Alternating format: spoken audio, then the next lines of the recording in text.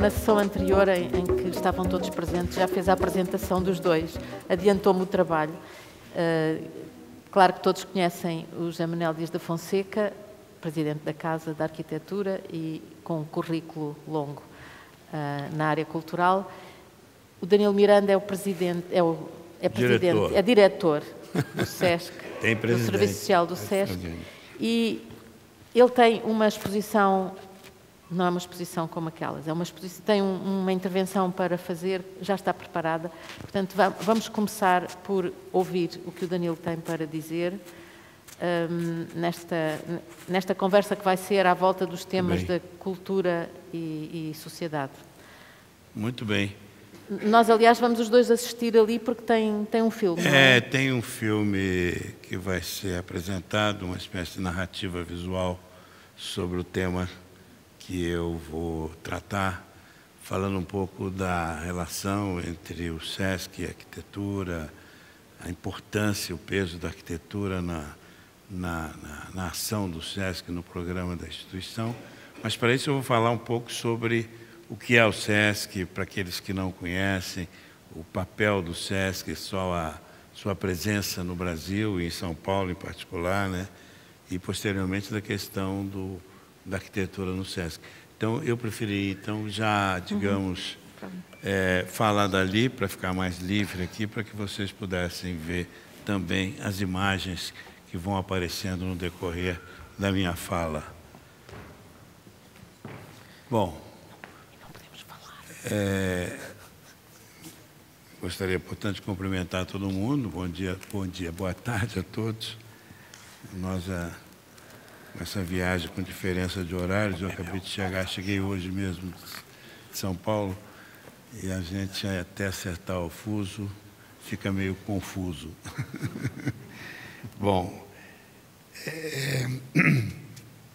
queria agradecer a todos os organizadores, ao Nuno, ao presidente José Manuel, aos curadores, ao Fernando, ao Guilherme, essa oportunidade, né, de poder fazer essa apresentação dessa instituição chamada SESC, que não é muito conhecida em Portugal, mas que tem um papel relevante na ação sociocultural no Brasil, né? É uma instituição que tem um componente social importante, é uma instituição voltada para um programa de bem-estar social e tem a cultura como um elemento central, um elemento vital nesse processo também. Muito bem. Como disse, tem uma narrativa visual com algumas unidades que vão aparecendo aí, e várias das unidades sobre as quais eu vou mencionar, fazer referência, aparecerão aí de uma forma ou de outra. Muito agradável estar aqui, cercado de pessoas interessadas, amigos, pessoas que conhecem o nosso trabalho, brasileiros que estão aí, que participam, inclusive, né, como é o caso do Zusa, o caso do Marcelo, a própria Ana Maria, que falou agora há pouco, o Paulinho Mendes da Rocha, que também é parte dessa programação, toda gente com a qual nós estamos lidando diariamente.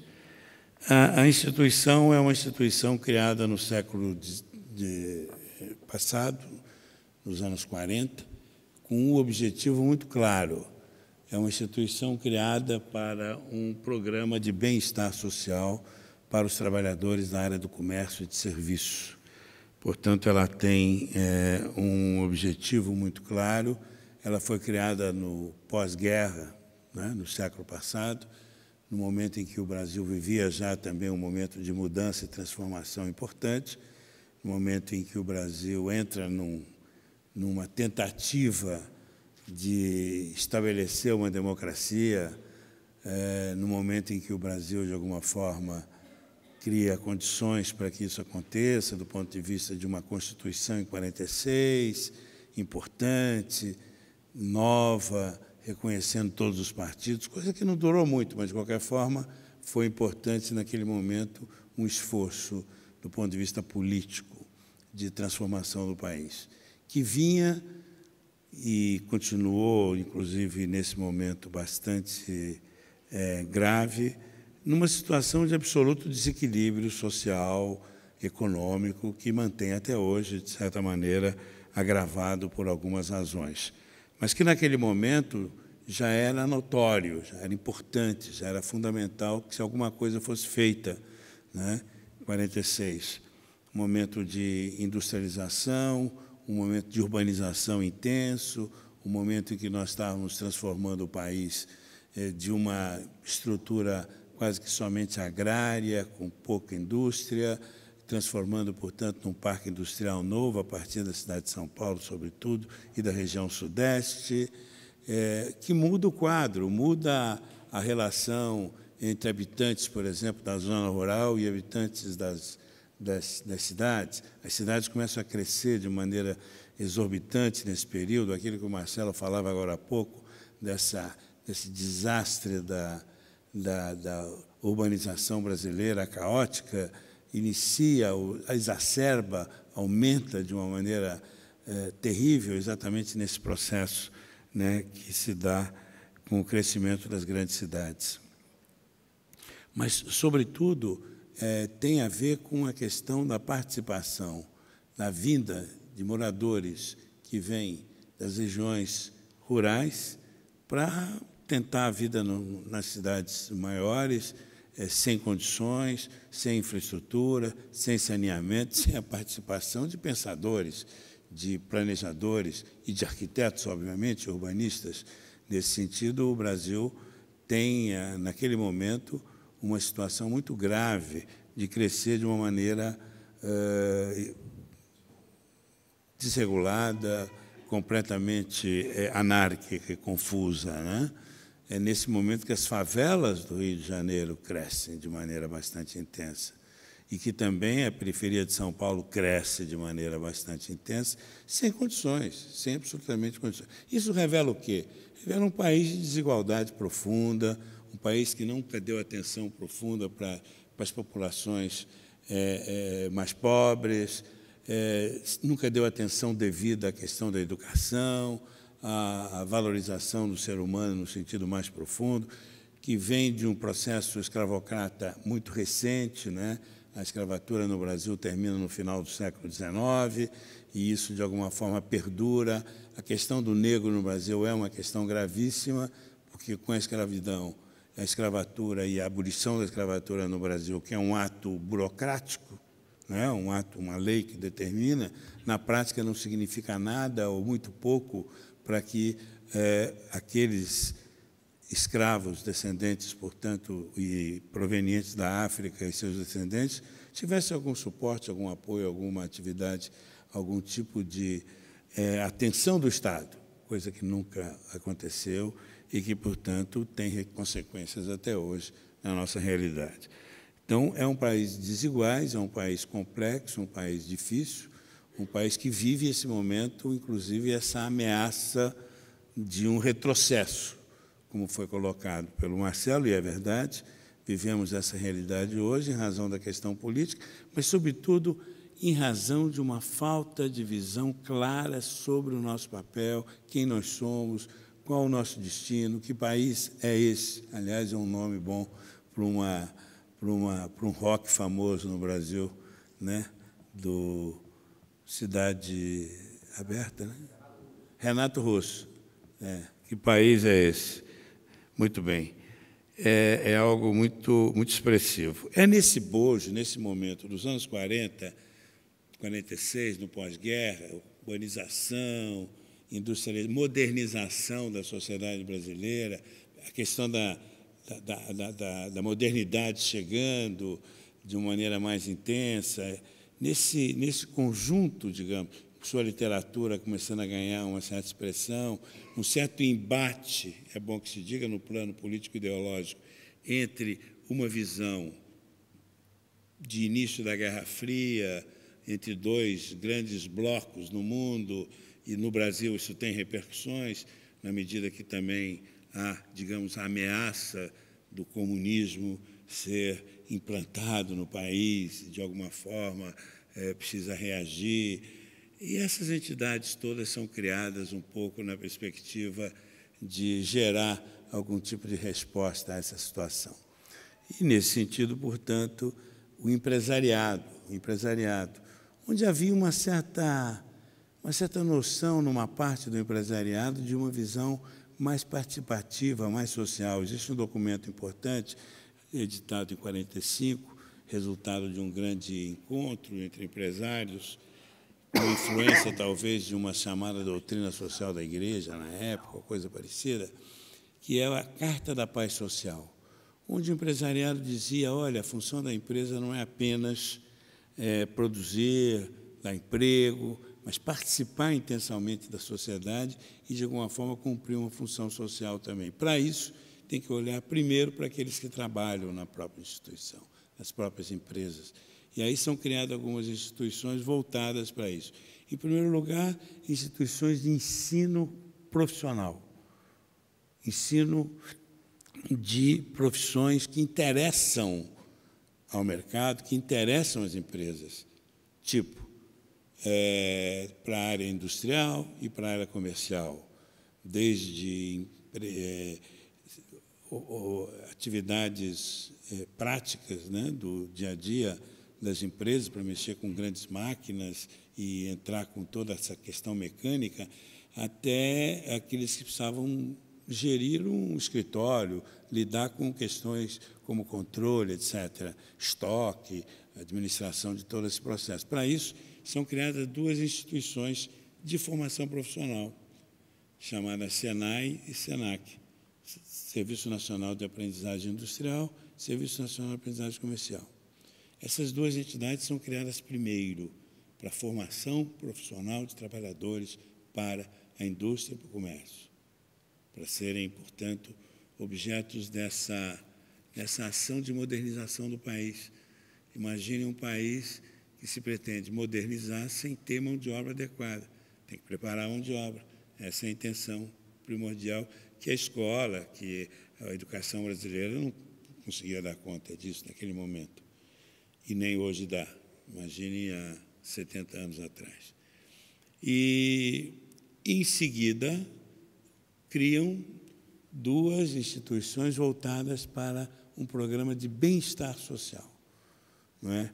Onde tudo que diz respeito à vida da sociedade, a integração do indivíduo na sociedade é levado em conta, desde a sua relação com o transporte, a sua relação com o trabalho, fora do trabalho, o seu lazer, o seu esporte, a sua cultura, a sua educação, tudo isso faz parte desse grande processo de bem-estar social, do social welfare, que era uma ideia central do pós-guerra no mundo inteiro, inclusive na Europa e também nos Estados Unidos.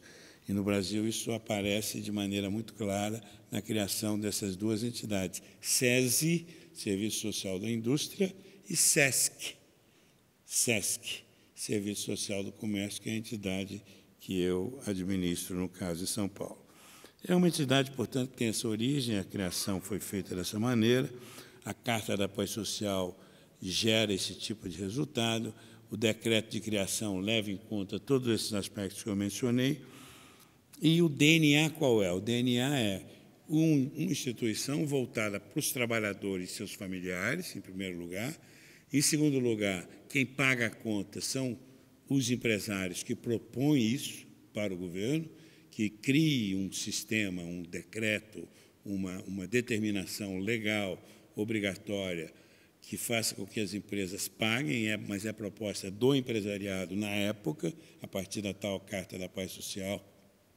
É, portanto, algo que tem um caráter voluntário, entre aspas, que passa a ser obrigatório, mas é voluntário no sentido que eles que propõem ao governo essa criação, não é? Mas eles é que pagam a conta a partir da folha de pagamento, a partir daquilo que está estabelecido como pagamento dos funcionários sobre a folha de pagamento e não dentro da folha de pagamento, e esse recurso todo passa a ser utilizado para um amplo programa, no caso do SESC e do SESI, para todo esse rol, digamos assim, de ações no campo social e cultural. Educação, cultura, esporte, férias, tempo livre, tudo que é fora do local de trabalho, fora do tempo do trabalho, algo vital. O SESC nasce, portanto, nesse momento com essa perspectiva, mas, no primeiro momento, o compromisso inicial é um compromisso de ordem muito assistencialista, muito proveniente de uma visão que estabelece mais ou menos o seguinte: os operários, os trabalhadores são pessoas carentes, que vêm de um extrato social muito baixo, necessitam de uma atenção.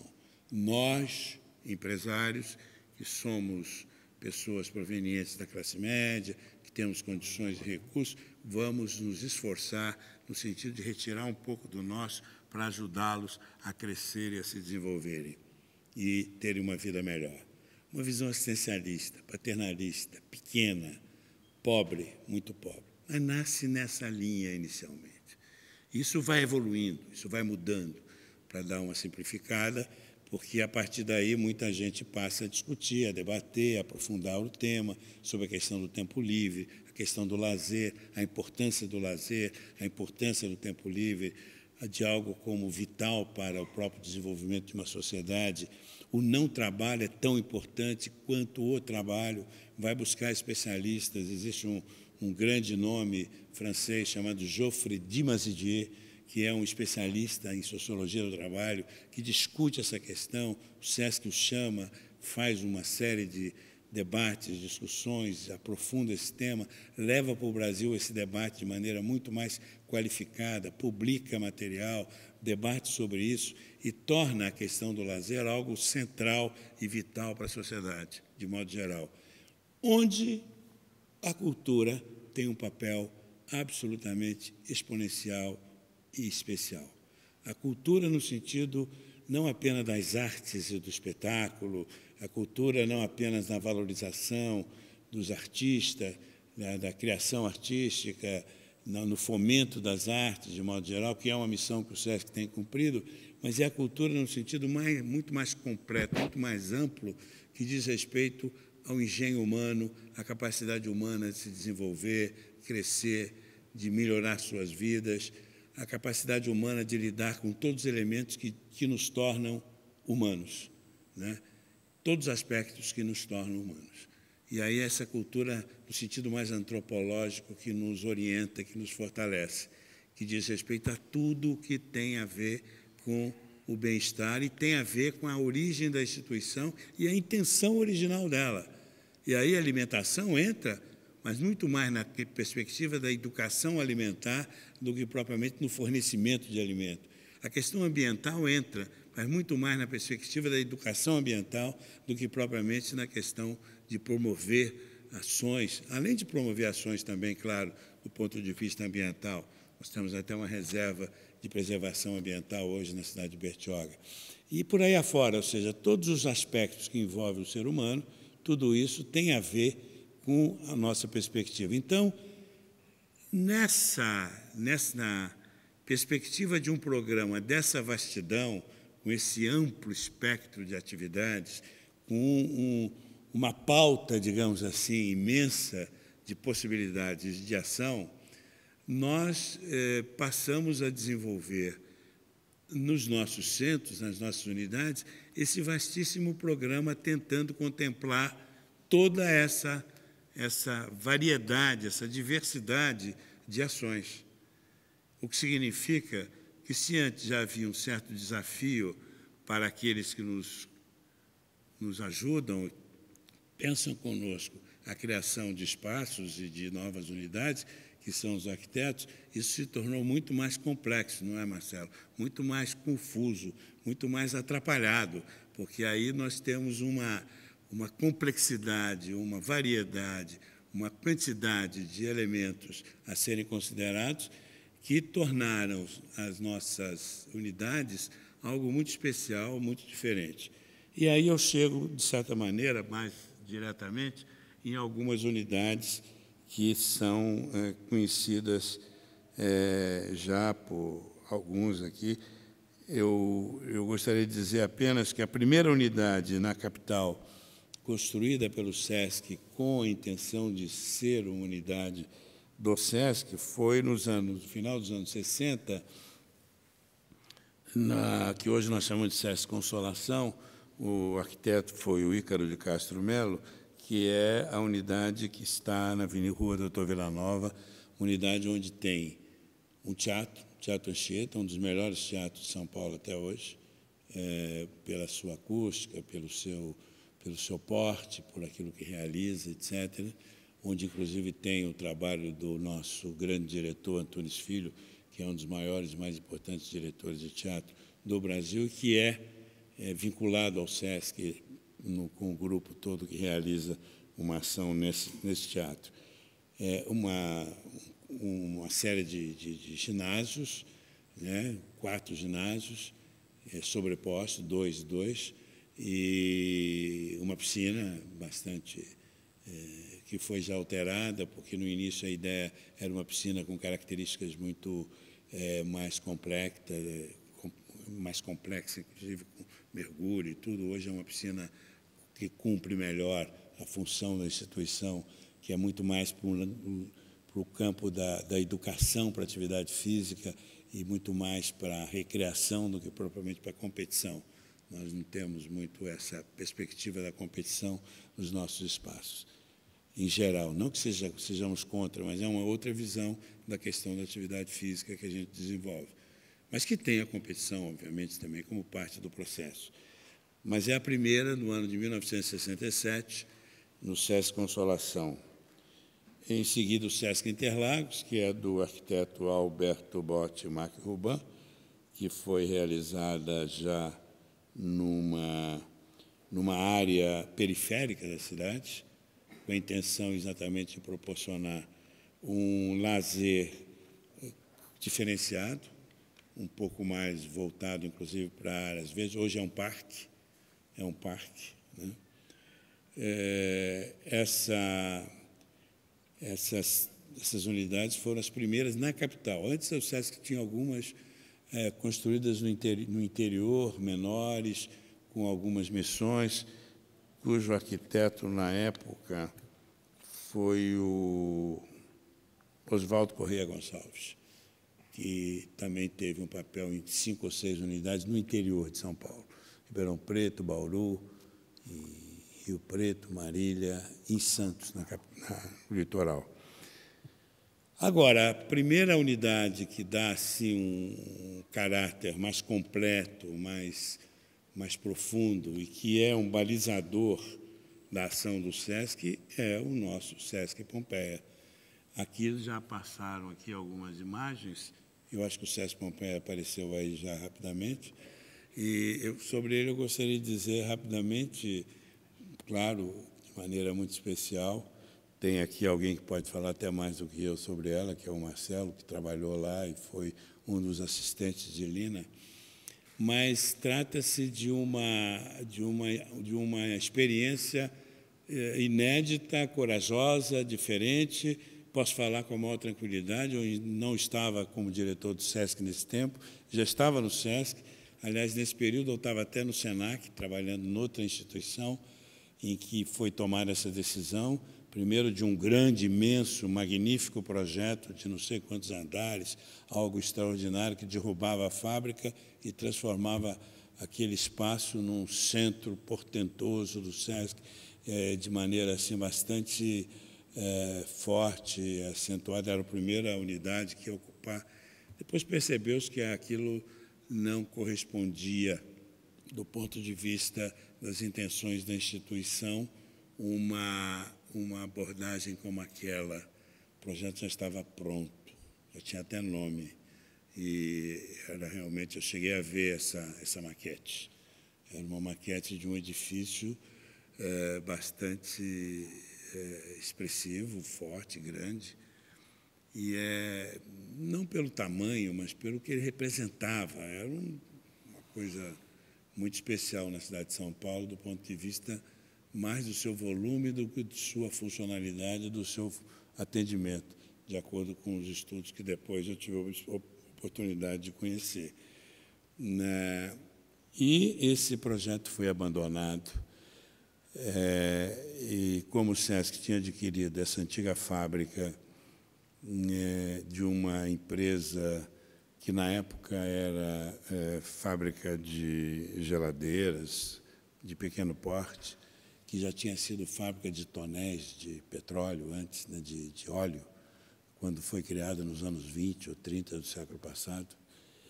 Era uma fábrica de modelo inglês, vocês devem ter visto aqui. Eu pensava que pode repassar o filme, por favor, acho que para poder retomar, porque aí as pessoas vão...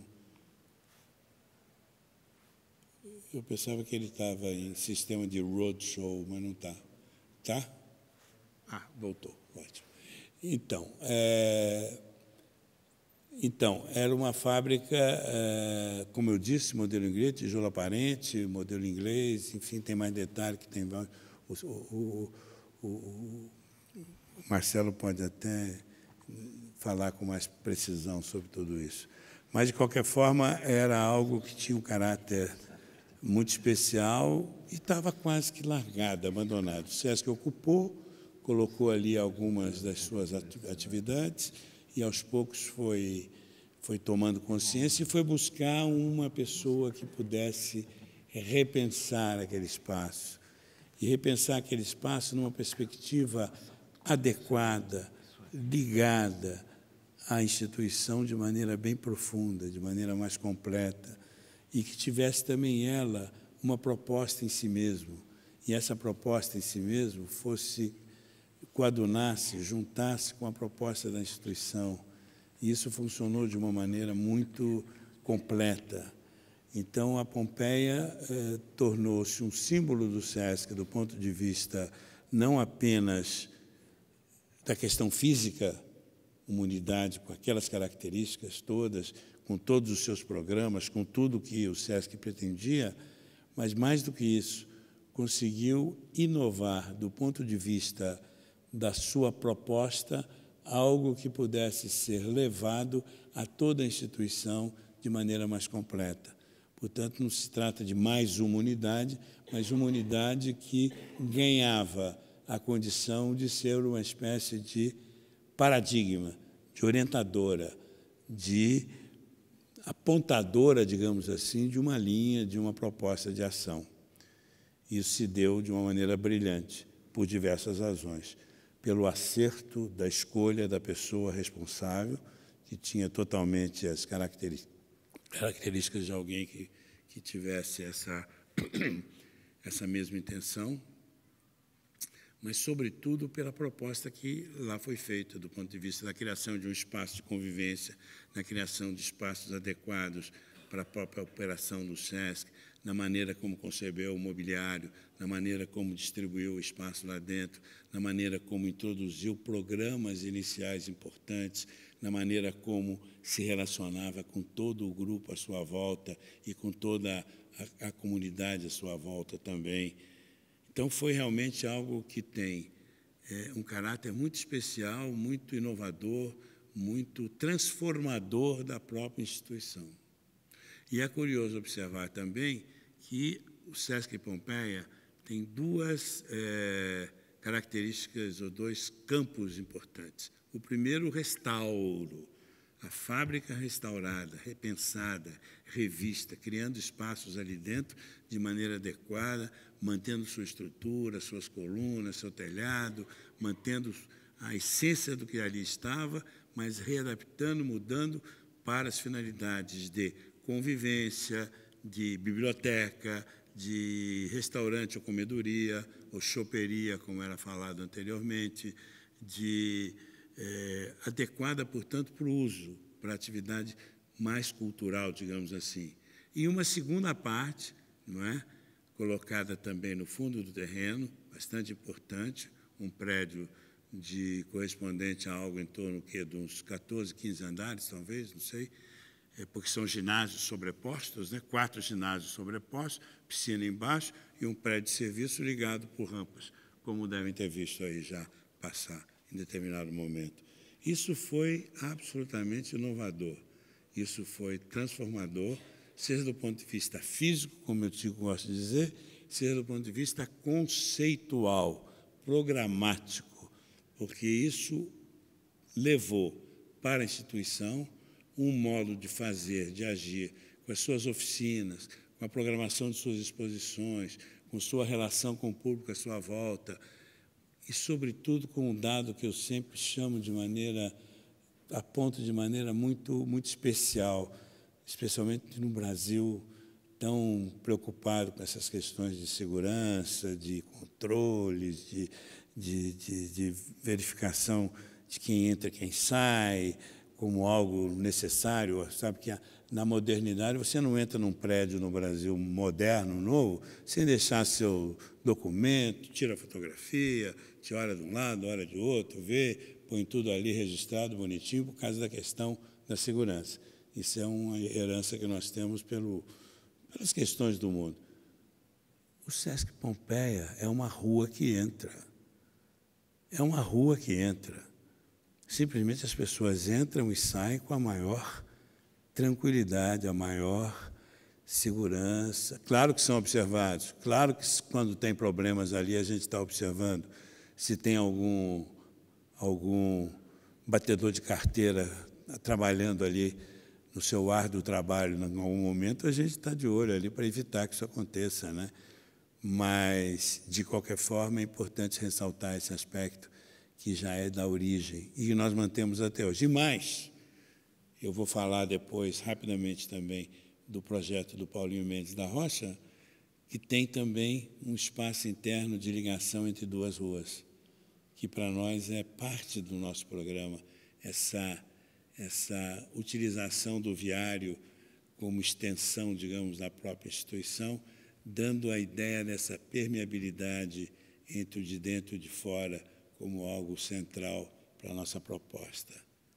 Isso está dentro da nossa proposta. Muito bem. Outras unidades, como disse, vieram depois, né? E no decorrer desses últimos anos a gente tem tido sempre a oportunidade de mencionar. Eu ressalto apenas a unidade de Campo Limpo, que passou aqui muito rapidamente, que é uma unidade que tem características muito especiais. Fica na periferia de São Paulo, num bairro bastante conhecido, Capão Redondo e Campo Limpo, dadas as suas características de violência, de dificuldades, de acesso aos bens, de consumo, de acesso aos serviços públicos, etc. O Sesc instalou lá uma unidade. Essa unidade está lá com uma instalação provisória na base de contêineres e tendas e é na base de uma parte da antiga construção que lá tinha e que nós vamos transformar pouco a pouco numa unidade do Sesc com todos os equipamentos, aquilo que é necessário no decorrer dos próximos anos. E isso será feito de uma maneira gradativa, com apoio da Escola da Cidade, que é uma escola de arquitetura nova, importante, que tem na cidade de São Paulo. Trata-se de um trabalho coletivo entre alunos e professores. Portanto, isso tem um caráter inovativo importante que eu gostaria de ressaltar. Em segundo lugar, o Sesc da 24 de Maio, que é uma unidade que também já apareceu aí algumas vezes, é uma unidade passou, né? É uma unidade repensada pelo Paulinho Mendes da Rocha, é uma antiga loja de departamento da Mesbla, que era uma loja importante no Brasil, Rio, São Paulo e outros lugares, e que foi fechada, desapareceu, estava em ruína praticamente, e foi refeita, repensada e recuperada pelo Paulinho Mendes da Rocha, de maneira brilhante, para a instalação dessa nossa nova unidade, inaugurada há pouco mais de um ano, em agosto do ano passado. O que caracteriza essa unidade de maneira muito clara é que ela tem, eu diria, espaços sobrepostos, bastante livres, para ocupações variadas, no campo da atividade física, no campo da atividade cultural, de exposições, uma piscina no alto, a 50 metros do Teatro Municipal de São Paulo, algo absolutamente extraordinário, aberto à população, especialmente para os trabalhadores da área de comércio e serviços, que era aquela clientela original que eu mencionei, que continua sendo, né? Então, é fundamental que isso seja colocado. Então, nessa unidade, nós temos várias praças sobrepostas, uma sobre a outra, e livres para muitas atividades. Numa tem atividade mais voltada para criança, no outro tem atividades físicas, como disse, no outro tem atividades de caráter mais cultural, oficinas, atividades no campo da tecnologia aplicada às artes, enfim, vai variando, né? Tem a alimentação, tem um espaço inteiro voltado para a odontologia, que é um programa na área de saúde que o SESC mantém até hoje, muito forte. Então, ele vai compondo esse papel. E a ideia que o Paulinho, na época, criou e trouxe para nós foi a ideia de adquirir ao lado dessa unidade, desse espaço, dessa loja de departamento, Mesbla, um outro prédio menorzinho que tinha ao lado, que ele chamava de um anal de serviços, um navio de serviços. O que quer dizer? Que ele queria acoplar ao prédio principal essa nave de serviços para poder colocar na tal nave de serviços tudo que fosse necessário para fazer funcionar a unidade. Elevadores, banheiros, escadas e toda a parte relativa à central de elétrica, central de ar-condicionado, que são espaços que ocupam muitos espaços que precisa ter uma área exclusiva. E tudo isso ele tirou desses andares. Então, essas praças, digamos assim, ficaram totalmente livres e ligadas por rampas que aparecem quando, eventualmente, vier a imagem aí de umas rampas ligando, são as rampas da 24 de maio. Uma solução enorme, nós recebemos cerca de 10 mil pessoas por dia nesse lugar. É um lugar com bastante atividade, fica no centro de São Paulo, na rua 24 de maio, por isso chama SESC 24 de maio, em frente a duas grandes galerias que recebem gente de toda a cidade de São Paulo, ligadas à música, à arte popular, ligada aos refugiados, muito ligada aos refugiados africanos, num desses centros que eu mencionei.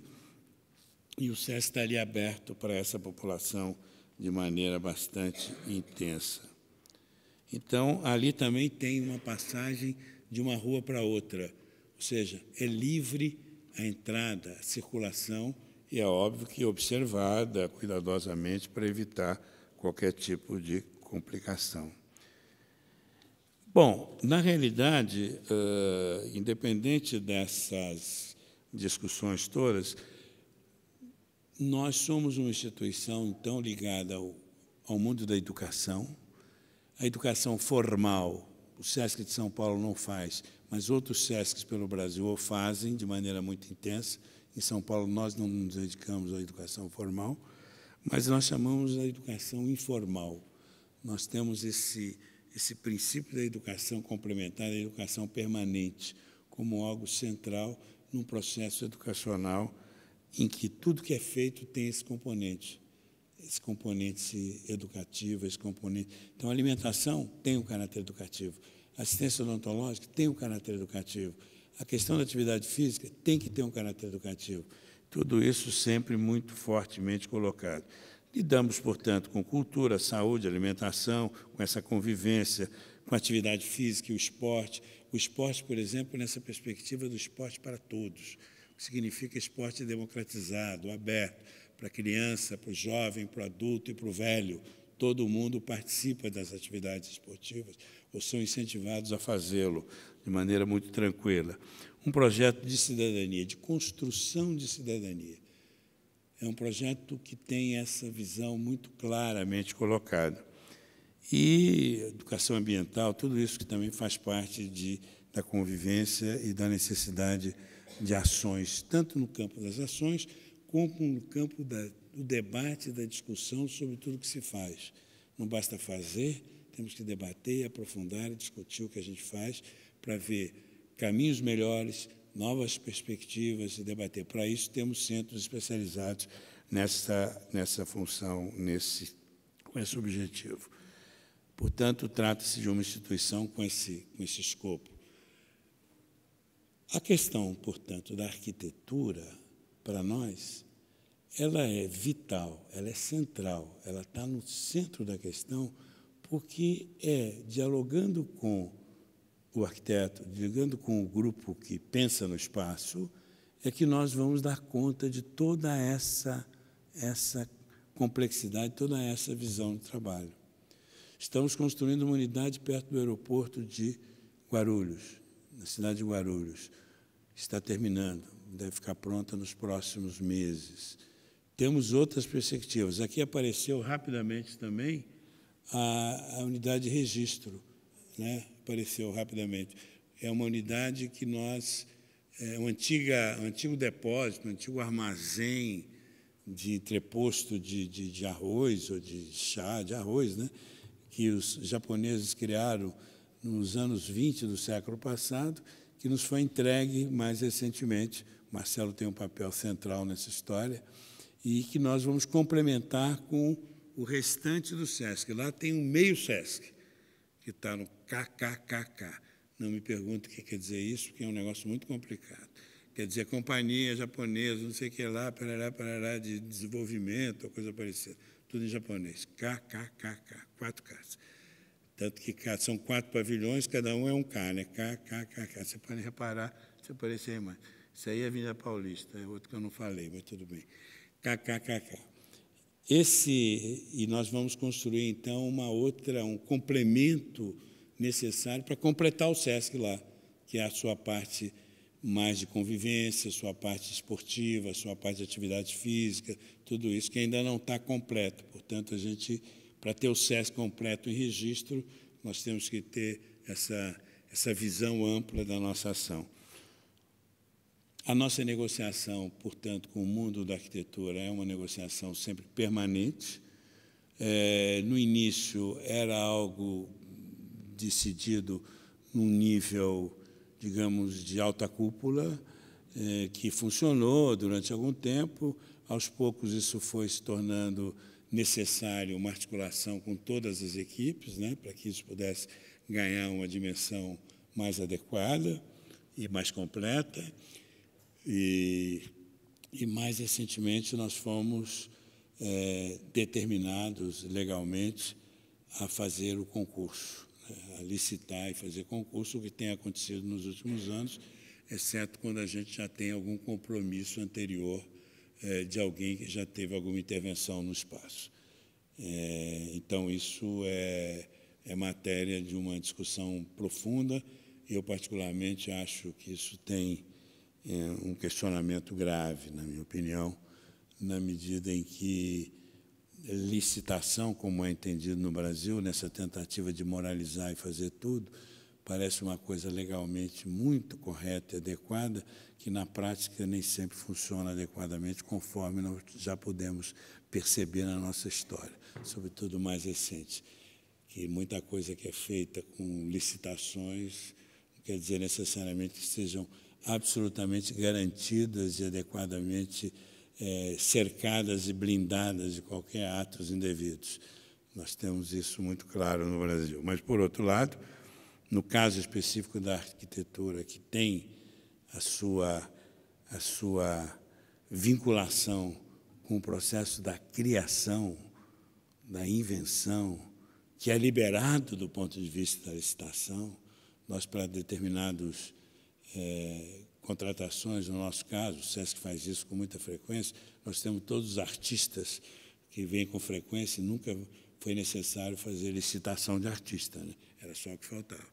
Então, eu suponho que, no caso da arquitetura, isso tinha que ser aplicado exatamente da mesma forma, na minha opinião. Mas isso é uma questão legal no Brasil que ainda não foi resolvido e nos obrigam a fazer. Então, o concurso é a saída mais adequada para uma, entre aspas, licitação que é aceita pelos nossos controladores, digamos assim.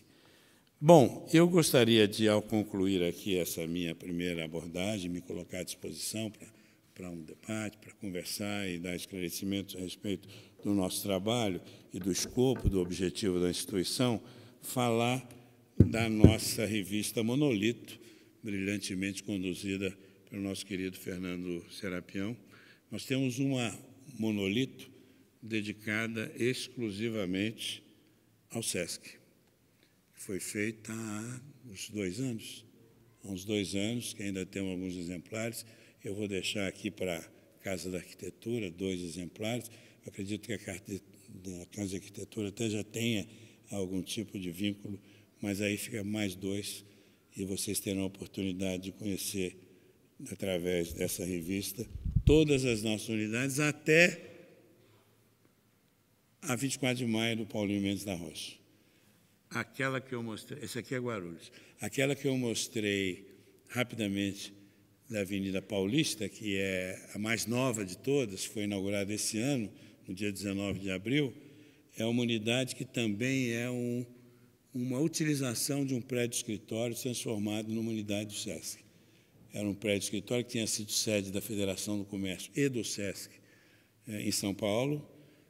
Foi feita uma ampla, profunda alteração, adaptação no prédio, criando espaços de circulação, novos elevadores, escadas, criando condições para que ele pudesse atender de maneira mais completa também os nossos objetivos.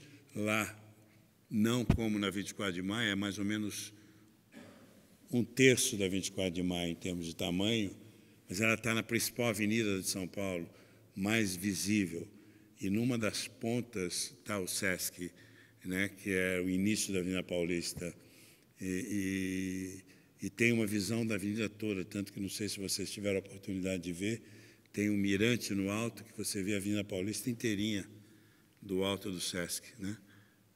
Bom, aqui é Jundiaí, mas que apareceu ali num determinado momento. É importante ressaltar isso. E até é significativo dizer que trata-se de algo muito especial, porque nessa mesma ocasião que nós inauguramos o SESC na Avenida Paulista, na outra ponta inaugurou-se o IMS, o Instituto Moreira Salles, que também tem um papel significativo, especialmente no campo dos acervos, cá entre nós, de fotografia, sobretudo fotografia. É um grande centro cultural mantido pela família Moreira Salles, que foi proprietária do banco, da Unibanco, né, de um banco importante de São Paulo, e que abriu o seu centro cultural, o IMS, recentemente, na outra ponta, na outra ponta da Avenida Paulista. Então, o SESC está numa ponta, junto com a casa japonesa, como é que chama? Japan House, que também foi criada pela comunidade japonesa, pelo consulado japonês, para falar a verdade, pelo governo japonês, lá em São Paulo, uma casa de cultura japonesa, e na outro extremo. Então, muitas ações na Avenida Paulista nesse campo da cultura. Está se tornando uma espécie de um hub da cultura. E como última informação, e aí voltando a 24 de maio, a arquitetura do SESC 24 de maio concorre ao mais Crow Hall American Prize. É um negócio meio esquisito. M-Sharp, criado pelo College of Architecture at Illinois Institute of Technology. Por que eu estou falando isso? Que é como o melhor trabalho em arquitetura nas Américas. Agora, está concorrendo, a decisão está para sair nos próximos dias. A premiação refere-se ao período de janeiro 16 a dezembro 17. Muito bem. E ocorre em outubro de 18, agora, né, lá em Chicago. O IMS, que eu mencionei, também concorre. Até aí, tudo bem.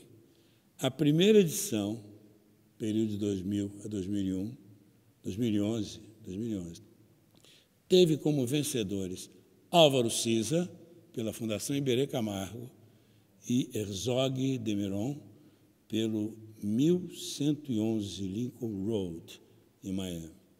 Não faço ideia do que seja isso, Guilherme talvez saiba, mas tudo bem. Mas, enfim, é interessante como isso pode virar notícia nos próximos dias. Mas a gente torce, quem sabe, que o 24 de maio possa. Mas só a indicação sai entre 3 ou 4 que foram na shortlist, agora, que está na final, né? O IMS e o SESC da Avenida Paulista são 2 deles.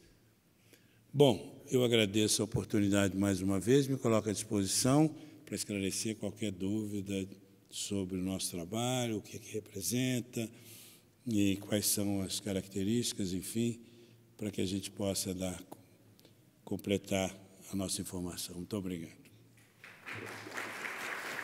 Isso aqui.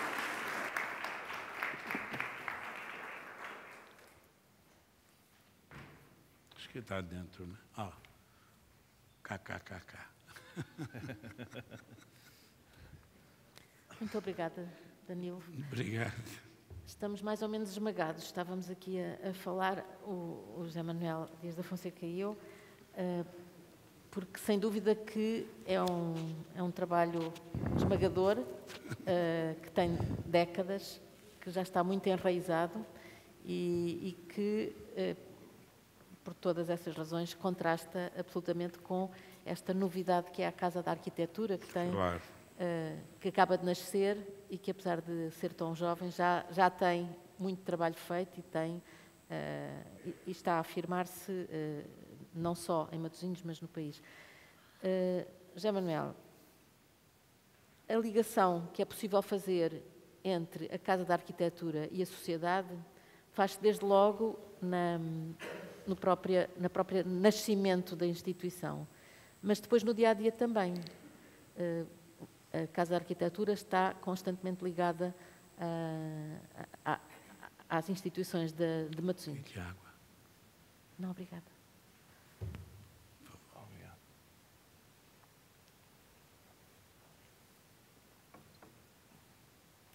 Queria saber de que maneira é que se articulam com as diferentes instituições de Matosinhos, escolas e outras instituições mais abertas. Ok, obrigado.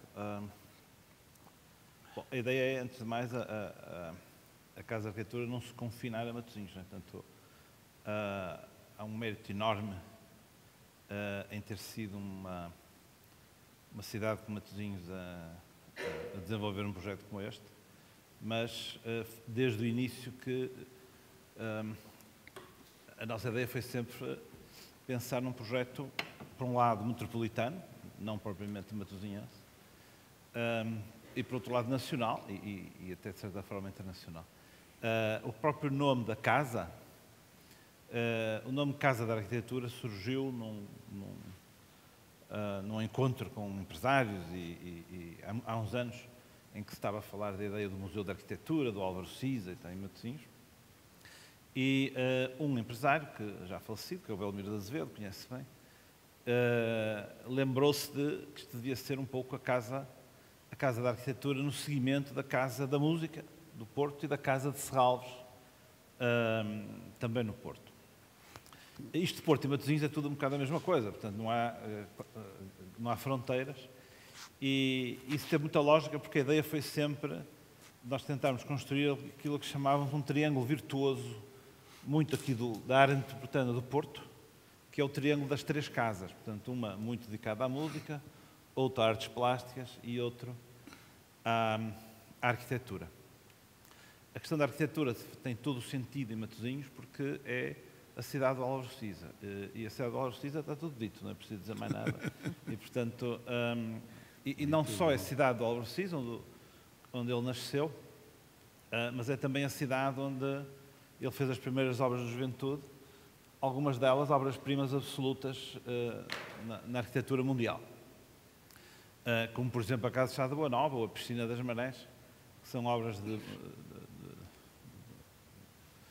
claramente de juventude, a Piscina das Marés, então, de muita juventude, a Casa de Chá. E portanto, só por isso Matosinhos teria uma responsabilidade muito grande, não é?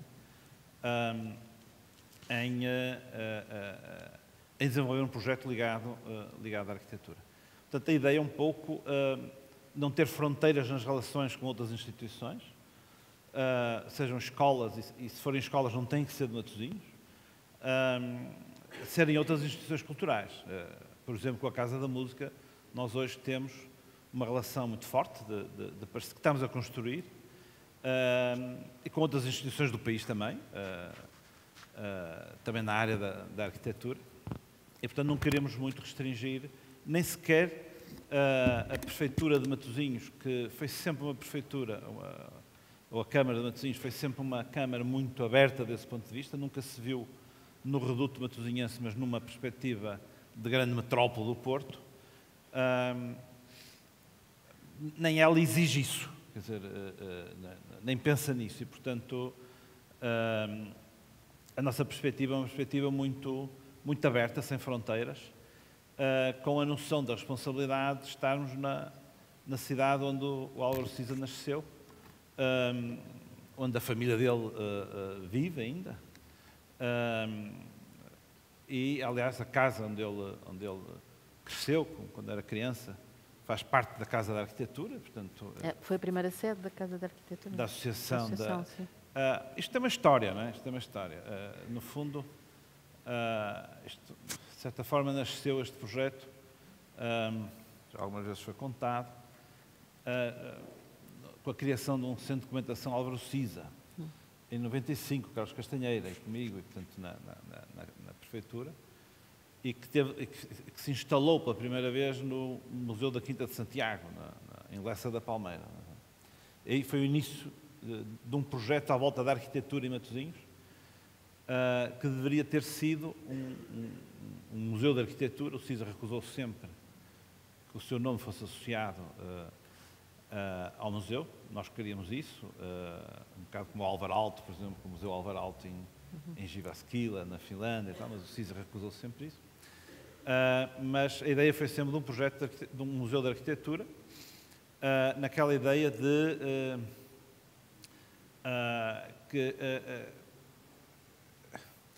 digamos, porque é que se vem a Portugal do ponto de vista cultural, do ponto de vista artístico, não é? Se nós queremos conhecer a obra o impressionismo, temos que ir a Paris, se calhar, ou temos que ir a alguns museus americanos. E se calhar em Portugal só há uma área em que quem a quiser conhecer tem que vir cá mesmo, não é? Que é a arquitetura contemporânea. Não há forma de escapar à arquitetura contemporânea sem vir a Portugal. E, nomeadamente, a obra dos modernistas, até antes do Siza, dos Tavras, dos Carlos Ramos, etc., mas depois, sobretudo, por causa do Álvaro Siza e depois por toda a geração de arquitetos que lhe segue, tanto no Porto como em Lisboa. Portanto, é visita obrigatória, quer dizer, é impossível, não se escapa a isso. E, portanto, e aqui em Matosinhos sentia-se muito isso, e no Porto, com a pressão de jovens estudantes, ou jovens arquitetos, ou arquitetos das mais variadas origens no mundo, que nos visitavam só para ver a Igreja do Marco, ou só para ver a Piscina das Marés. E, portanto, essa ideia também havia a ideia, digamos, do espólio do Siza. E, portanto, inclusivamente, em 2006 ou 2007, já com o prefeito Guilherme Pinto, encomendou-se ao Siza esse projeto, num terreno fabuloso em Matosinhos. Para o museu. Para o museu, que foi doado pelo Porto de Leixões. E que seria uma oportunidade absolutamente extraordinária de criar uma obra também, digamos, material do Siza em Matosinhos. Curiosamente, o Álvaro Siza não tem uma grande obra em Matosinhos. Tem casas? Tem as de juventude. Matosinhos teve um prefeito no tempo da ditadura, no tempo do fascismo. Matosinhos teve um prefeito extraordinário. Assim, um ecologista avant la lettre, um gentleman inglês, de quem o arquiteto Távora era amigo e influenciou bastante, e, portanto, foi ele que encomendou a Casa de Chá de Boa Nova, encomendou as Piscinas das Marés, a Quinta da Conceição, o Parque Campismo de Angeiras, etc. E, portanto, tudo o que o Siza fez, praticamente em Matosinhos, foi isso. Nunca mais fez nada. Há aqui um período de Matosinhos em que as encomendas ao Siza eram coisas mais ou menos invisíveis, uma marginal, a decoração de uma casa da juventude, coisas um pouco para inglês ver. E com isso, de facto, o Siza, tirando umas casinhas privadas e tal, não tem obra em Matosinhos como um Alvar-Aalto em Helsínquia, não é? Que tem obra gigante, não é? E o Siza não tem. Curiosamente, isso depois só aconteceu no Porto, também de forma muito, muito difícil, não é? Porque o Museu de Serralves é uma encomenda de Lisboa e a Faculdade de Arquitetura não foi a primeira encomenda, não foi ao Siza, não é? Foi a outro arquiteto. E, portanto, mas de facto ele não tem. Esse museu seria uma grande oportunidade de haver uma obra de maturidade, de referência grande do Siza em Matosinhos. E há perspectivas de vir a ser construído? Bom, isso não foi para a frente depois com a crise. Eu não estava envolvido diretamente, mas é a versão que eu tenho. Apesar da Câmara de Matosinhos estar sempre disponível para contribuir com a sua componente, com a sua parte, com a sua cota-parte financeira, o governo da altura, portanto o anterior a este, proibiu a candidatura e, portanto, não permitiu que o projeto fosse candidatado e, portanto, aos fundos europeus, aos fundos comunitários. E, portanto, com isso inviabilizou o financiamento, digamos, desse projeto. E aí o prefeito da altura teve uma visão que ainda há pouco o Nuno mencionou, foi retomar todo este projeto que tinha nascido no Centro de Documentação, etc., e criar a Associação Casa da Arquitetura, ainda no início com o Carlos Castanheira, depois o Nuno pegou e liderou e deu origem a isto tudo, e lembrou-se, digamos, deste quarteirão que estava abandonado, que foi comprado em 94 para outro fim. Pela Câmara já, na altura. Era eu, vice-presidente, foi eu que o comprei, foi eu que assinei o cheque deste quarteirão, para fazer outra coisa, que era um centro de ciências e técnicas do mar. Em 94, custou 800 mil contos, portanto 4 milhões de euros a preços da altura.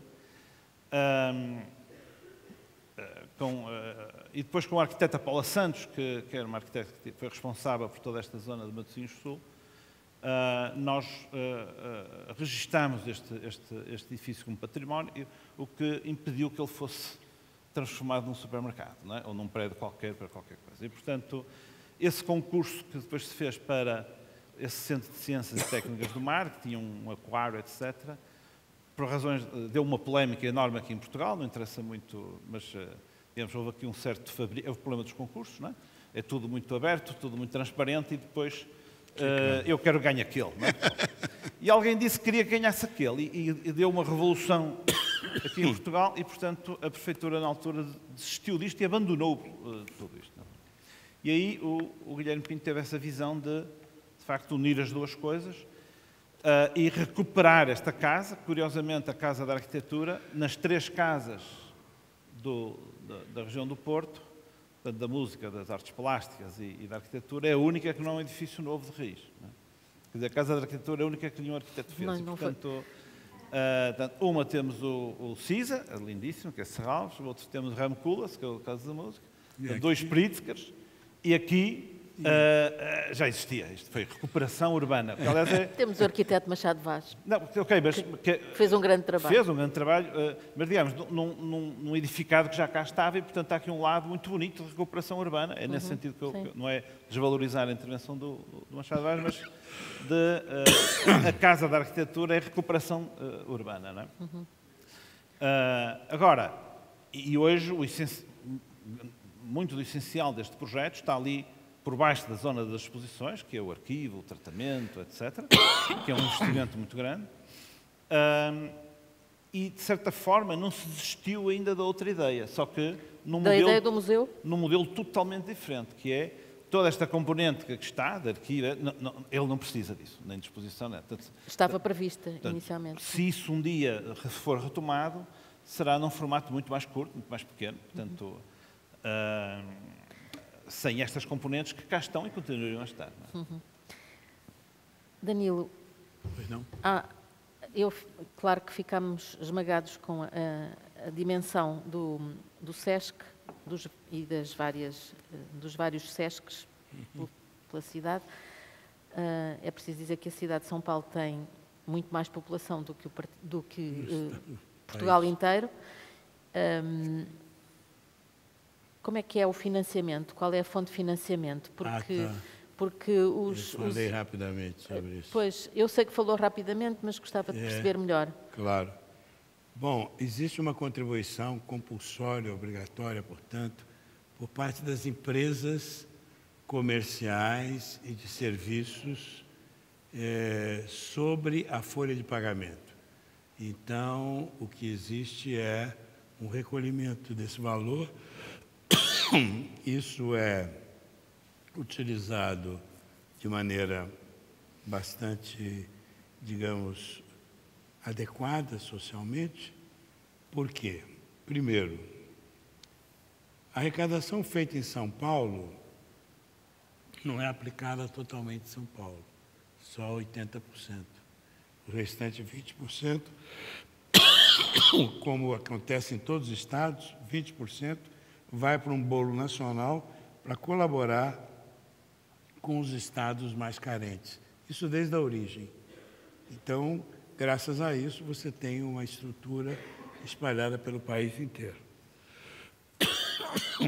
Segundo, esse recurso é fiscalizado pelo poder público e muito rigorosamente fiscalizado. O que significa dizer que ele tem que cumprir uma missão de caráter social, efetivamente. Não há grandes questões com relação ao uso indevido desse dinheiro, embora na realidade brasileira a gente encontre de todos os problemas com relação a dinheiros de origem pública, né? Esse dinheiro, ele é de origem pública na medida que ele é obrigatório por lei a ser contribuído, mas ele é administrado de modo privado.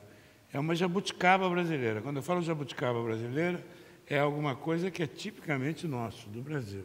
Jabuticaba é uma frutinha que tem no Brasil, que, se não me engano, só existe no Brasil.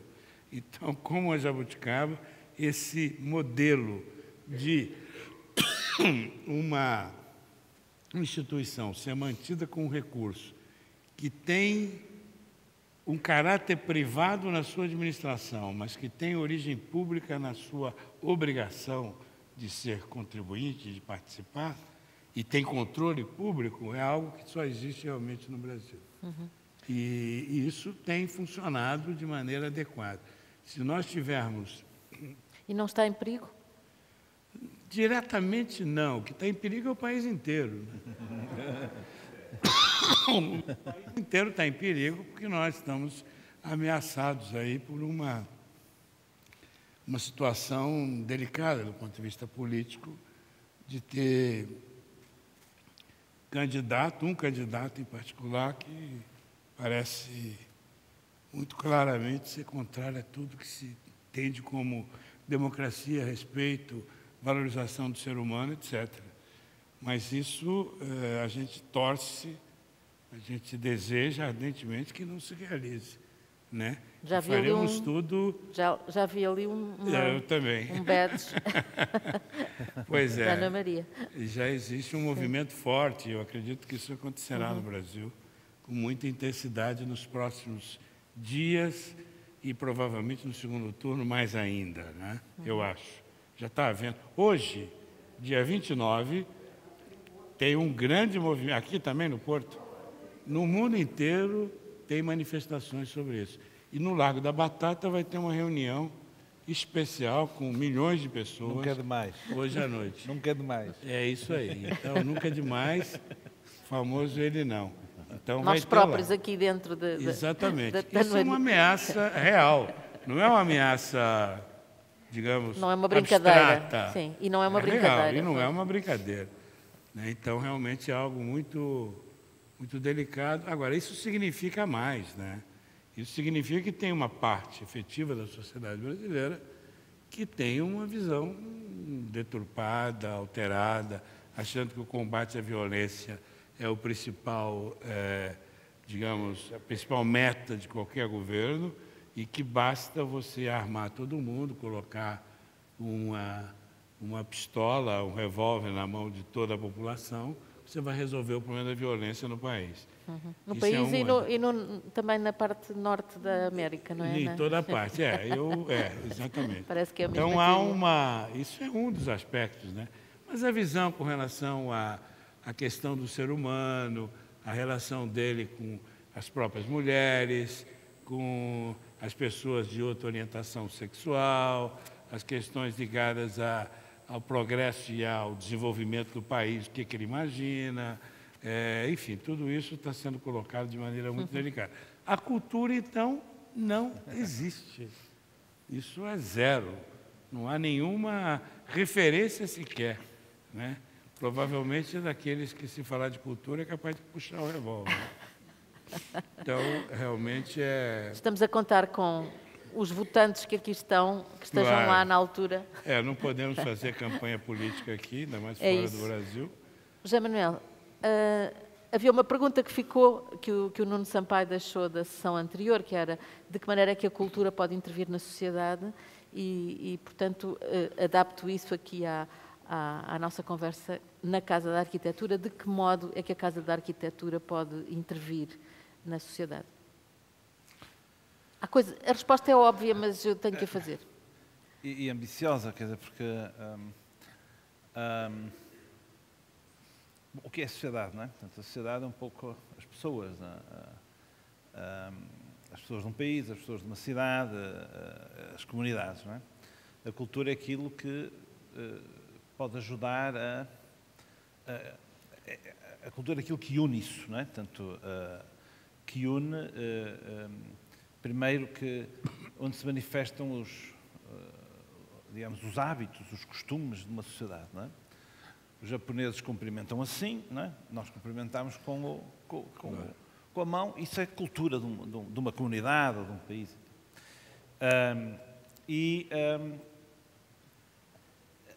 Este tipo de instituições, este tipo de atividades pode ajudar muito reforçando os laços culturais dentro de uma comunidade, a fazê-la crescer, a educá-la, a dar autonomia às pessoas, a criar espaços educacionais.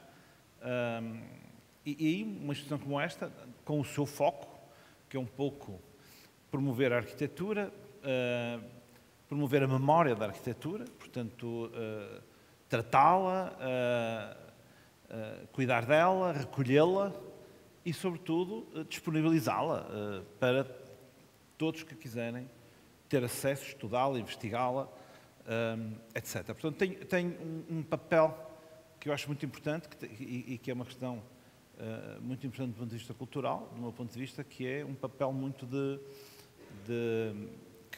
combater o efêmero, não é?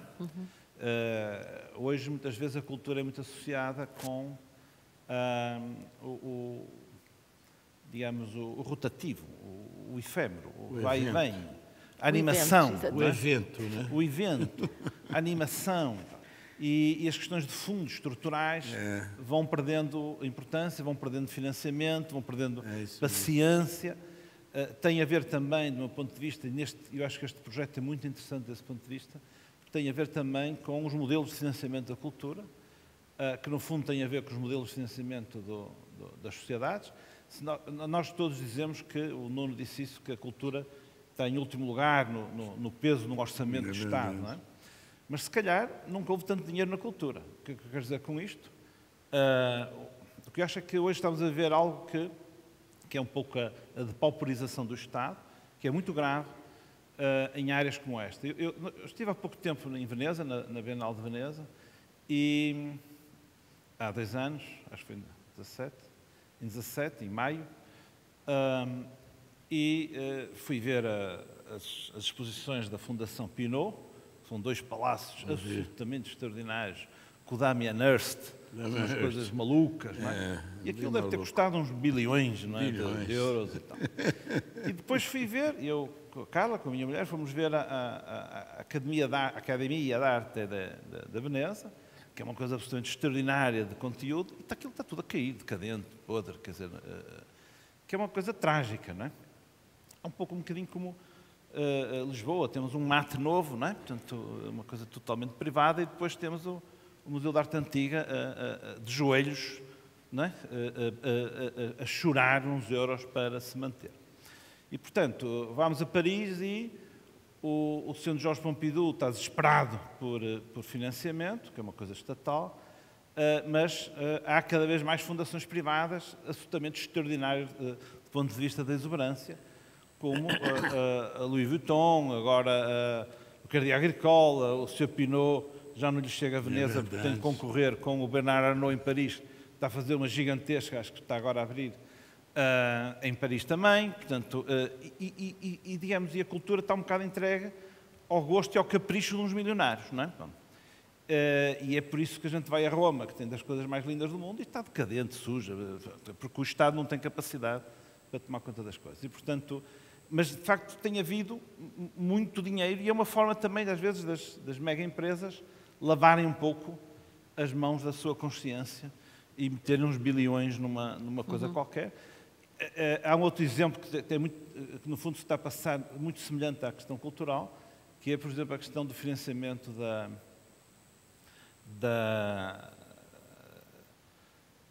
do apoio humanitário, não é? À África e a países em dificuldade, que, se formos ver nos orçamentos dos Estados, isso foi diminuindo, hoje é quase marginal, e quem faz isso são os Bill Gates deste mundo, não é?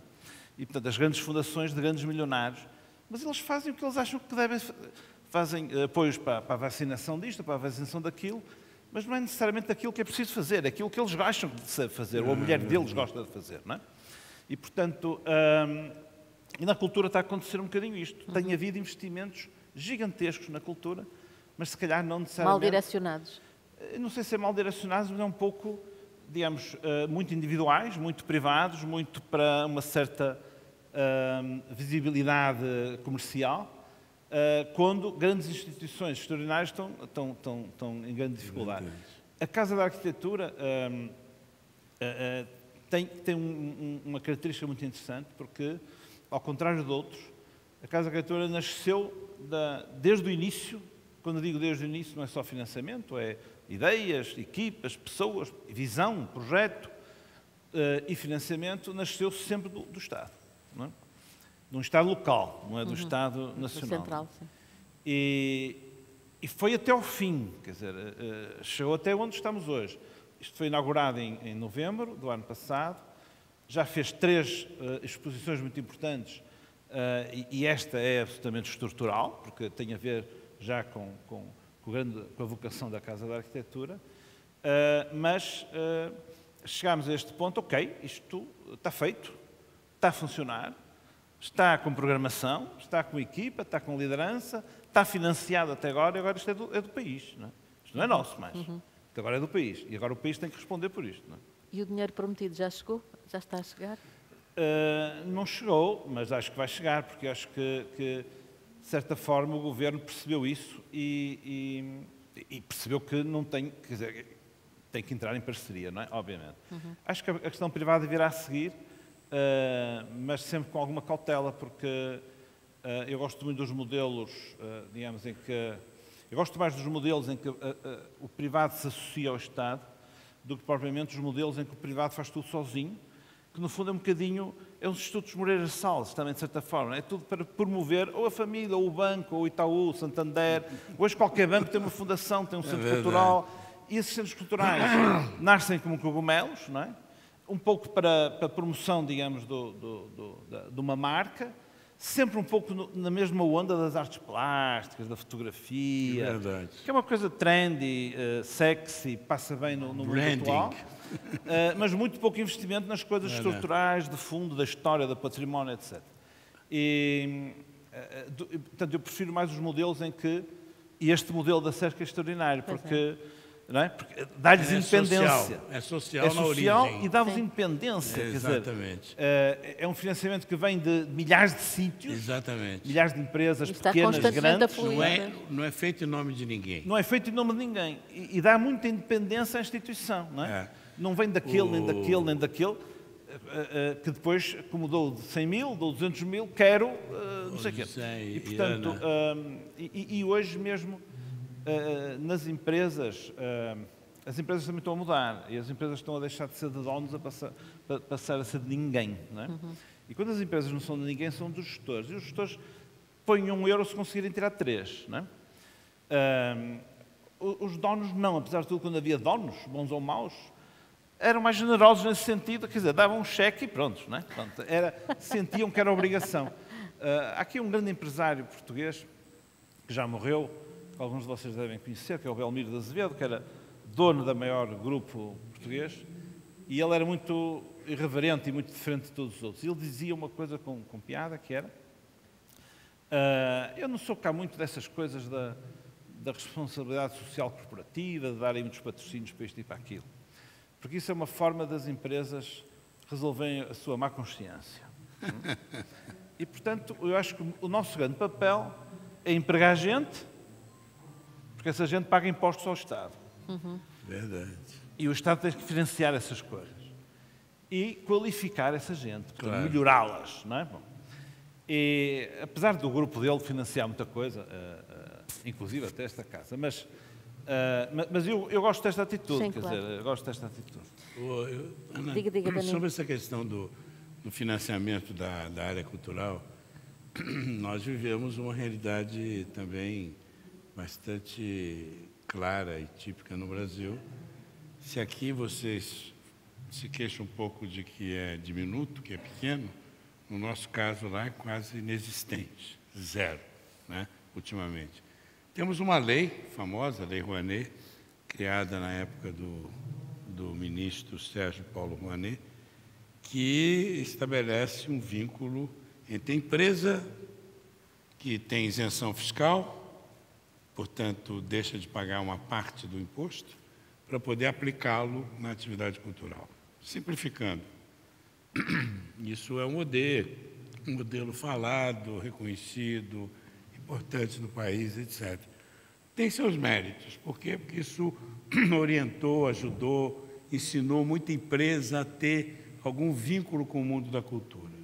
Mas, por outro lado, se tornou um pouco perversa no que diz respeito ao seguinte: na medida em que a empresa define a utilização desse recurso, que é um recurso público, embora vinculado à contribuição, vinculado ao imposto que a empresa deveria pagar, a empresa decide a utilização desse dinheiro, ela acaba decidindo em seu benefício, se não diretamente, indiretamente. Ou seja, naquela área, naquele mercado, naquele lugar, naquela parte do país em que terá um resultado melhor.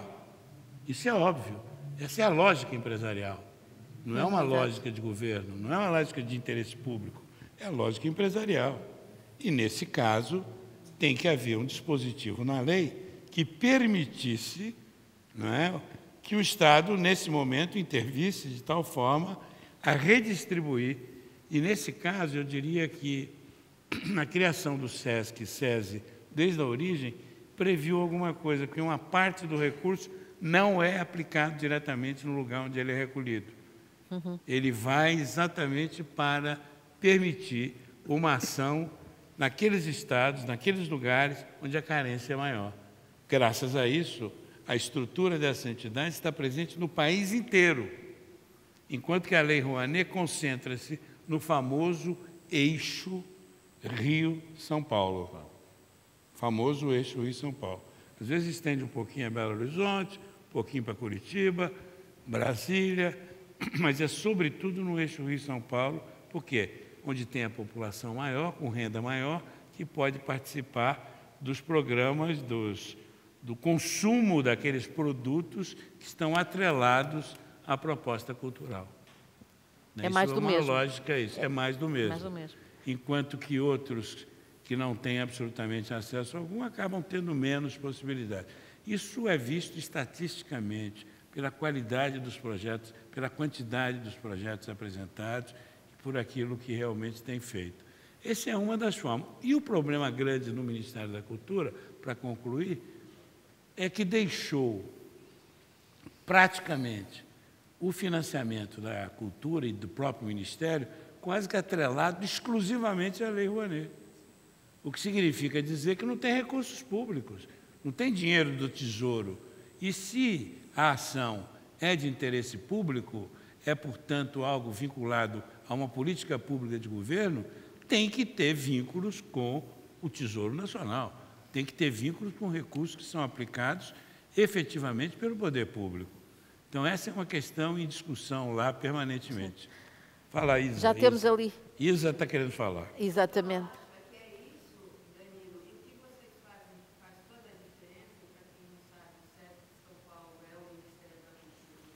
Posso falar isso, pelo amor de Deus?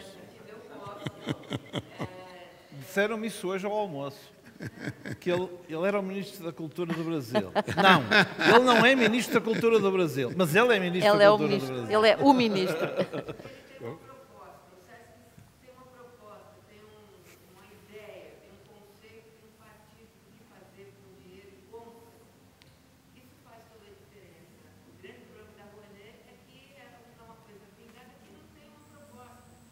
É verdade. no Brasil que não tem educação, qualidade, não tem nada, a cultura tem um papel absolutamente estruturador da É verdade. nacionalidade. Só que não há uma ideia do que fazer com isso. Não só não há dinheiro, como não há uma ideia. Então, eu acho que eu queria dar os parabéns aqui, fisicamente, por tudo isso. Obrigado. O SESC de São Paulo também. Eu queria dizer, Zé Manuel, que eu acho, não sei se há um projeto disso, mas que é uma coisa que eu sempre pensei que deveria estar nas escolas públicas, desde a pré-escola, que é a educação urbana, educação para a cidade, com as crianças pequenas e desde sempre. E talvez aqui, com esses materiais que vocês publicam, trabalhados de uma maneira mais didática, eu estava lendo os textos da exposição que está aí, são magníficos e são muito didáticos. Então, essa coisa de transformar isso em algum material que as escolas possam utilizar desde os pequenos, porque isso vai formando gerações que pensem a cidade de outra maneira. Só isso. Bem. É uma boa sugestão que fica. Não sei se há mais alguma questão. Já estamos a ouvir o ensaio de som da Adriana Da Adriana Calcanhoto. Calcanhoto. Há mais uma pergunta ali. Alguém quer falar lá no fundo? Olá, boa tarde. Eu sou estudante de arquitetura, sou brasileira, portanto eu conheci o SESC enquanto vivia lá. Eu neste momento estou a fazer a tese de mestrado sobre o SESC, portanto Pompeia, 24 de Maio, todas essas unidades eu abordo na minha tese. Eu tinha só uma questão que em parte já foi respondida, que tem a ver com os concursos públicos, que agora são obrigados a fazer as unidades, não é? A partir de concursos públicos. A minha questão tem a ver, como também já foi falado, que a arquitetura é muito importante para a instituição, tanto que houve um primeiro projeto para Pompeia que depois foi deixado de parte por não justamente corresponder à intenção da instituição. Portanto, se pudesse elaborar um bocadinho mais só como é que são escolhidos ou como é que foram escolhidos os arquitetos para as unidades, ou se há um processo, ou se não, esta unidade se calhar ficaria melhor este ou aquele arquiteto. Se eu entendi bem, desculpe, daqui eu acabei não pegando exatamente tudo que você falou, creio, mas você quer saber a respeito do concurso e como ele funciona?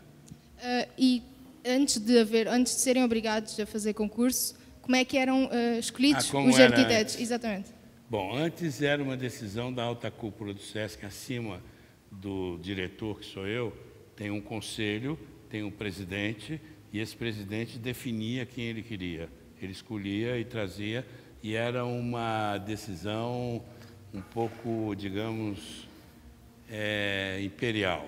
Era uma decisão que ele fazia, o arquiteto se entendia diretamente com ele, gerava uma situação um pouco delicada, na medida em que os funcionários e aqueles que eram responsáveis pela condução direta do processo ficavam meio alijados, né? Ficavam de lado, e gerava algumas situações delicadas sobre a utilização do espaço, como que deveria ser, etc, etc. Essa é uma situação que gerou algumas dificuldades no decorrer de alguns anos. De algum tempo para cá, especialmente depois que eu tive a oportunidade de assumir, em 1984, a direção do SESC, nós mudamos isso. Eu cheguei para a presidência e disse, olha, não dá para ter um arquiteto escolhido pelo presidente e definido exclusivamente pelo presidente e com quem ele vai resolver tudo. Por quê? Porque o presidente era um homem que vinha do mercado, um homem que tinha uma posição benemérita, de colaboração, de não sei o quê, mas ele não era uma pessoa profissional do campo sociocultural, propriamente dito. Não era um homem especializado na área da cultura, na área da educação, na área da gestão de processos socioculturais. Enquanto que o diretor e a equipe dele era toda voltada para esse tipo de ação. Portanto, tinham com mais precisão aquilo que desejavam em termos de programa, de materiais, de orientação geral, de definição clara do que pretendia, e apontava alguns equívocos que tinha nos projetos anteriores. E tinha, né? Sem querer acusar ninguém, sem querer localizar ninguém, mas tinha alguns Tinha alguns projetos que aparentemente era alguma coisa assim muito adequada, mas funcionalmente, para a execução da complexidade dos programas, ofereciam algumas dificuldades. Então, isso tinha que ser corrigido. Então, o arquiteto passou a ser, primeiro, escolhido de uma maneira mais próxima, com a participação do próprio pessoal técnico, digamos assim, né? Nós tínhamos a possibilidade de fazê-lo de maneira tranquila, sem problema. E, mais tarde, isso veio a ser definido pelo órgão de controle também como a necessidade de um concurso, coisa que nós não tínhamos concurso. O SESC não fazia concurso, escolhia entre aqueles que podia. Havia uma comissão de gente da instituição que ia buscar pessoas adequadas para tomar conta e resolver um determinado problema. Isso funcionou de maneira muito adequada. As unidades passaram a ganhar um salto qualitativo, eu diria, e de adequação não apenas do ponto de vista da sua beleza externa, monumental, mas do ponto de vista do seu funcionamento, da sua adequação aos objetivos efetivos. A questão, por exemplo, da criação de espaços multiuso. O que é um espaço multiuso? Claro, o nome está dizendo, é alguma coisa que você pode usar para uma coisa e pode usar para outra, de maneira adequada. Ora, isso não era previsto de maneira tão completa quanto hoje. Hoje, praticamente, nossos ginásios, o ginásio de Jundiaí, não sei se foi mostrado, ele é um ginásio para espetáculos e é um ginásio para atividade esportiva. Ele funciona com toda a perfeição, tanto para uma coisa como para outra. Por quê? Porque aquilo foi pensado dessa maneira. Utilização de materiais, respeita a questão ambiental, levando em conta materiais. Tudo isso foram elementos introduzidos no decorrer desse processo, onde os arquitetos, naturalmente, participavam, mas não decidiam exclusivamente. O partido, a criação, a invenção do espaço, claro, é uma atribuição exclusiva do mundo da arquitetura, mas detalhes de materiais, por exemplo, nós lidamos muito com a questão de pisos para determinadas áreas, de piscina, de piso mais úmido, semi-úmido, mais seco. Tudo isso tem materiais que dão conta disso de maneira adequada, alguns mais próximos, outros mais afastados. Tudo isso tem a ver com uma complexidade tão grande que foi aprimorando cada vez mais a nossa atenção a esses itens todos, né? Isso tem muito a ver, desde o início, com a figura de Lina Bobardi, que foi a nossa arquiteta da Pompeia, que nos ajudou a aprofundar essa relação, porque a Lina não era apenas a arquiteta, ou o arquiteto, como ela gostava de dizer, ela falava o arquiteto, ela assinava o arquiteto, mas ela era uma espécie de animadora cultural dos primeiros anos de funcionamento do SESC Pompeia. As exposições, o funcionamento da própria unidade para muitas ações, as oficinas, ela tinha um envolvimento muito grande. Mas ela era diferenciada com relação a isso. Era diferente de outros, porque ela se dedicava, praticamente ela morava dentro do SESC durante boa parte do período. Aqui está mais uma função que os arquitetos podem ter, pelo Claro. menos se ela tinha, e a desempenhou dessa maneira brilhante.